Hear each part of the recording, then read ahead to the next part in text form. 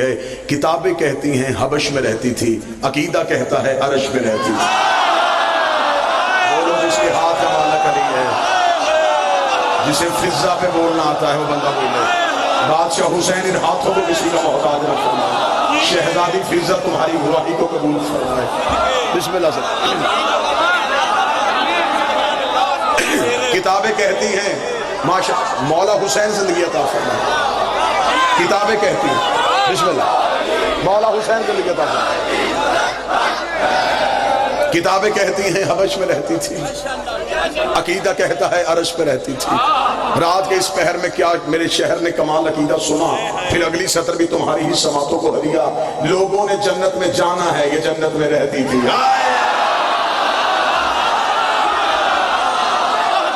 سارے بولو، آخر تک بولو، ہاتھ اٹھا کے بولو حیدری۔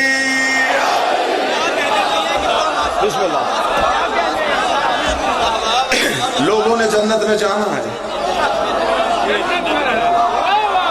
یہ جنت میں رہتی تھی۔ بادشاہ حسین کی عزت کی قسم ہے، ندیم بھائی، بابر بھائی، عظمت بھائی، مجھے مولا حسین کی عزت کی قسم، مجھے عالم خواتین میں کوئی خاتون ایسی نظر آئی نہیں جس کا میں تقابل فضا کے ساتھ پڑھ سکوں، میں کہوں کہ اس بی بی کی برابری فضا کے ساتھ ہے، میں کسی کی مثال ہی دے سکوں کہ اس بی بی کی مثال فضا جیسی ہے۔ مجھے عالم مستوریات میں ایک بہت عزت والی بی بی نظر آئی، نام اس کا مریم تھا، لقب اس کا بتول تھا، عیسیٰ جیسے معصوم کی ماں تھی، لیکن جب میں نے مریم کا موازنہ فضا سے سوچا تو بنتا ہی نہیں تھا۔ مریم کو ایک معصوم ماں کہتا تھا، فضا کو 4 معصوم ماں کہتے ہیں۔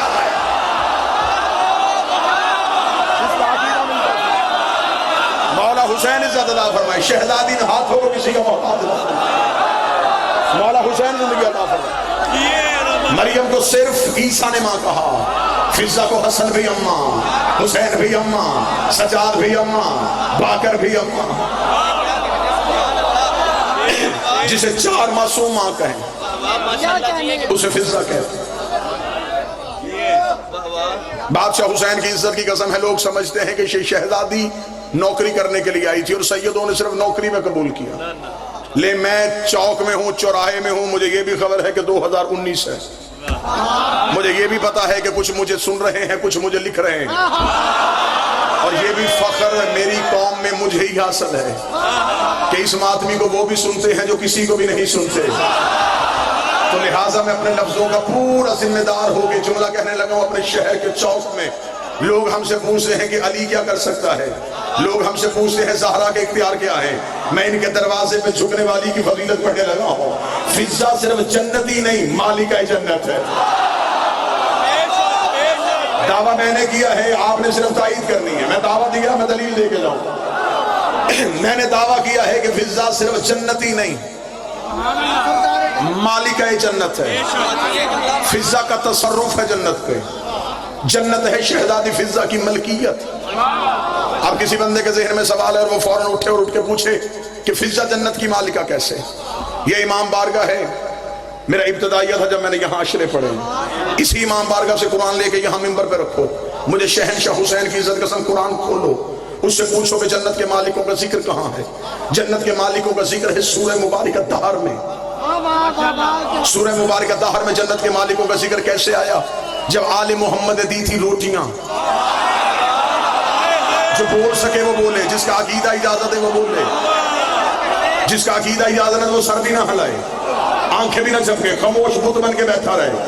اگر تو ہوا شہزادی کے ذکر میں کمال تو پھر زبان کیا یہاں پتھر بھی بولے۔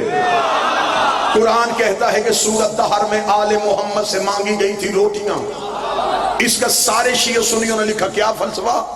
روزانہ منت کے روزے تھے، رسول نے رکھوائے، آل محمد نے رکھے، بالکل افطار کا وقت آتا، ندیم بھائی دروازے پہ دستک، فضا دروازے پہ جاتی، کوئی دروازے پہ، کوئی دروازے پہ، کوئی، اب مجھے اس کوئی کا نہیں پتا وہ کون آتا تھا، مجھے بادشاہ حسین کی عزت کی قسم ہے مجھے ان کے دروازے میں مانگنے والوں کا آج تک پتہ ہی نہیں چلا یہ کون آیا کرتے تھے اور لے کے کہاں چلے جایا کرتے تھے۔ میں اپنے شہر میں 2 علموں کے درمیان کھڑا ہوں، مجھے تو ابھی تک وہ فقیر ہی نظر نہیں آیا جو علی سے رکوع میں انگوٹھی لے کے چلا گیا۔ میں تو ابھی تک تاریخ سے وہ فقیر پوچھ رہا ہوں، کہاں گیا وہ فقیر جس نے مانگی تھی علی سے انگوٹھی؟ اور کتنا کمال فقیر تھا، کہ اس کی آواز علی نے نماز میں سن لی.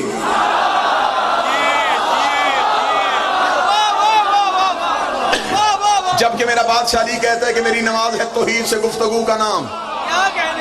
مجھے اس پہ بحث ہی نہیں کرنی, یہ میرا موضوع ہی نہیں ہے. یہ پھر کبھی امام بارگاہ کے اندر بات ہوئی تو پھر پڑھیں گے. ان کے دروازے پہ آتا کون تھا, یہ روپ کون سا تھا. پہلے دن دروازے پہ دستک, انا مسکین.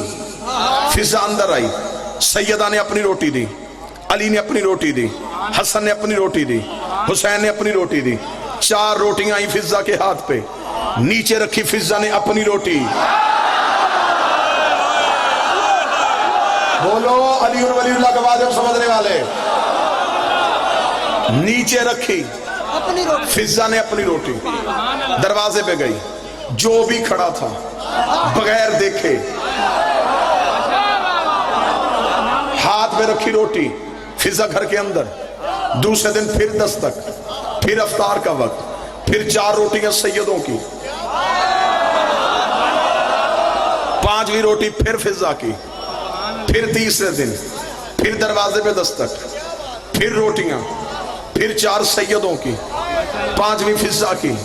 روٹیاں روزانہ گئی 5, دن آئے 3, روٹیاں چلی گئی 15, پہنچ گئی عرش پہ. اللہ نے لگایا عدل کا ترازو, ادھر رکھی 15 روٹیاں, ادھر رکھی صرف جنت.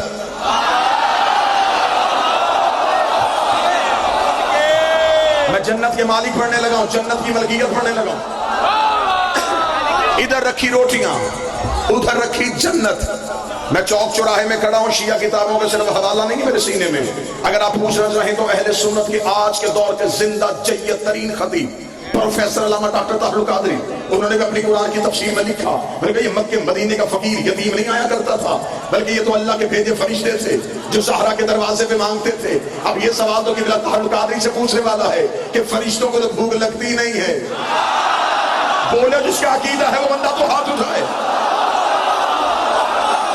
فرشتے تو کھانا کھاتے ہی نہیں, ان میں تو نفس ہی نہیں, ان میں تو خواہش ہی نہیں. فرشتوں کو بھوک اس چیز کی. اچھا جو نہیں بولے میں مثال دینے لگا ہوں. میں ممبر پہ مجلس پڑھوں, وہاں سے کوئی شخص آگے علوی صاحب مجلس روکیں, آئیں پہلے چائے پئیں, تو کیا مجھے ممبر چھوڑ دینا چاہیے؟ ہاں یہ ہو سکتا ہے کہ میں کمرے میں چائے پی رہا ہوں اور کوئی کہے چائے چھوڑیں, ممبر خالی ہے, اب میں وہ چھوڑوں گا کیونکہ یہ ہے افضل کام. ابھی آپ پہنچے نہیں جہاں میں پہنچانے لگا ہوں, وہ تھا کم تر کام. افضل کے لیے کم چھوڑا جاتا ہے, کم تر کے لیے اعلیٰ نہیں چھوڑا جاتا. میرا شہر رات کے اس وقت میں بولے فرشتے کر رہے تھے اللہ کی عبادت, نا فرشتے پڑھ رہے تھے توحید کی تسبیح. خدا نے کہا تسبیحاں چھوڑو, سیدوں سے مانگو, تسبیحاں چھوڑو, زہرا سے مانگو. فرشتوں نے زہرا کے دروازے پہ دستک دی. خدا نے ہمیں بتا دیا اور ان سے مانگنا بدعت نہیں, فرشتوں کی عبادت. دونوں ہاتھ بلند کر کے علی حق, علی حق, علی حق, علی حق, علی حق, علی حق, علی حق, علی حق, علی حق کے نعرے, حیدری, حیدری, حیدری, حیدری. اللہم صلی علی محمد. تو آج ہمیں کہتا ہے کہ ان سے رزق نہ مانگ, تو ہمیں کہتا ہے ان سے بیٹے نہ مانگ. فرشتوں نے سیدوں کے دروازے سے مانگا. روٹیاں گئی عرش پہ, کتنی؟ ان میں روٹیاں فضا کی کتنی تھی؟ اس کا مطلب جنت میں 5واں حصہ فضا کا. میں نے قرآن پڑھا ہے, میں چوک میں کھڑا ہوں, 5واں حصہ ہو گیا فضا کا. اب جو بھی جنت میں جائے گا اس سیدوں نے مال کا بنایا ہے فضا کو. میں نے خطابت میں تو نہیں بنا دیا, سیدوں نے بنایا ہے کیونکہ ان کا کرم انہیں مجبور کر رہا تھا. انہوں نے اماں کہا تھا یہ کیسے ہو سکتا ہے, ایک ماں تو جنت کی سردار ہو.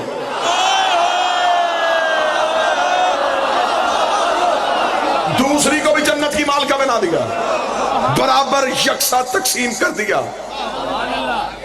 فضہ ہو گئی جنت کی مالکوں میں سے، اس لیے کہ روٹیاں 3 گئی تھیں، وہ بھی 7 تلیں، آیتیں بھی 30 اتری،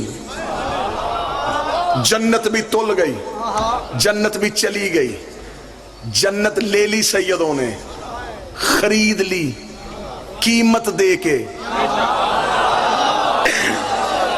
لوگوں کو جنت میں جانے کا شوق ہے۔ میرے اہل سنت بھائی مجلس میں تشریف فرما ہے، میں چوک میں ہوں، میرے اہل سنت بھائیوں کے ہاں ان کی تاریخ میں 10 صحابہ اکرام رضوان اللہ علیہم اجمعین کے نام ملتے ہیں۔ وہ 10 صحابہ کون تھے؟ وہ کہتے ہیں انہیں عشرہ مبشرہ کہا جاتا ہے۔ ان کی فضیلت کیا ہے؟ میرے اہل سنت بھائیوں کا عقیدہ یہ 10 وہ صحابی ہیں جنہیں نبی نے زندگی میں جنت میں جانے کی بشارت دی تھی۔ میرے اہل سنت بھائیوں 10 صحابہ کے نام کتابوں میں بھی لکھے، اسلامیات میں بھی لکھے، دینیات میں بھی لکھے، مسجد کے محراب میں بھی لکھے، اپنے مدرسوں میں بھی لکھے۔ یہ وہ 10 صحابی ہیں، یہ وہ 10 صحابی ہیں، یہ وہ 10 صحابی ہیں جنہیں نبی نے زندگی میں جنت میں جانے کی بشارت دی تھی۔ میں چوک میں کھڑا ہو کے عقیدہ پڑھوں اور میرا شہر نہ بولے تو پھر میرے آنے کا فائدہ؟ مجھے 14 کی 14 سچائیوں کی قسم، آپ کے پاس صرف 10 ایسے ہیں جنہیں نبی نے جنت میں جانے کی بشارت دی ہے۔ یہ سارے وہ بیٹھے ہیں جنہیں نبی نے جنت میں جانے کی زمان